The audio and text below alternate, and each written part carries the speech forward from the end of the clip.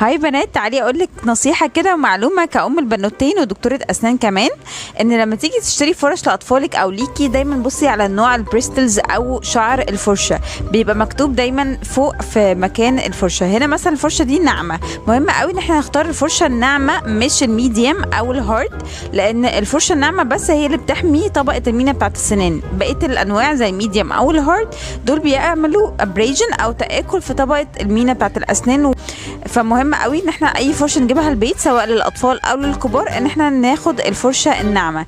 كمان مهم واحنا بننقي معجون الاسنان ان احنا ننقي معجون الاسنان المناسب لسن الطفل. يعني مثلا معجون الاسنان ده مكتوب ان هو من 0 ل2.